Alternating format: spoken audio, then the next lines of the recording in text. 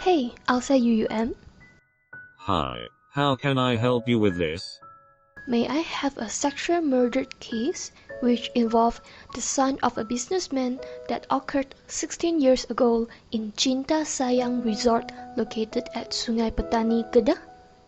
Yes, for your reference, the case name is SHAHRIL bin JAAFAR vs. Public Prosecutor, 2017, MLJU 116. So, ALSA UUM, do you know what actually happened in this case? Sure, I will explain to you. The case began when the deceased's younger brother, so-called the younger brother, went jogging with the deceased. However, it is the last day the deceased brother could see his deceased sister, as the deceased stayed missing until her body was found naked lying outside on the next day.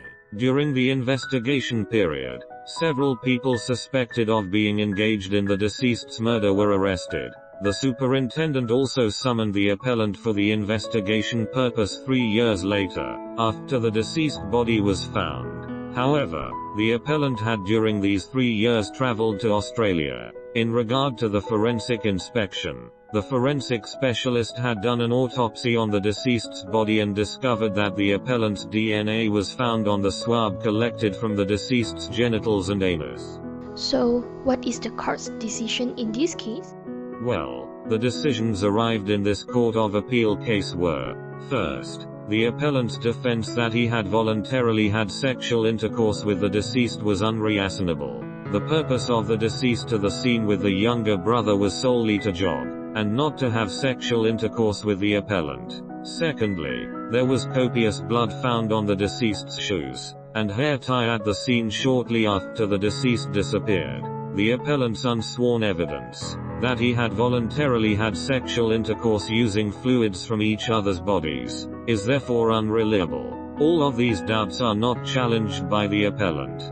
Therefore, the appellant was sentenced to be hanged by the neck to death. Wow! Finally, I understand what is happening in this case. So, what do you think of this case judgment, ALSA UUM? I am also in the same line with the previous decision made. It is worth noting that, in criminal law, every conviction or prosecution of criminal cases are based on the principle of proof beyond reasonable doubt. Proof beyond a reasonable doubt is proof that leaves you firmly convinced of the accused's guilt. The accused only can be fully free of charge if the counsel of the accused can prove to the court that all doubts raised are all beyond reasonable doubt. It is extremely hard to prove, since the law is to uphold and preserve the principle of fairness to everyone in criminal trials which involve serious offenses. What a great explanation! Thanks a lot, ALSA UUM. You are indeed my legal helper.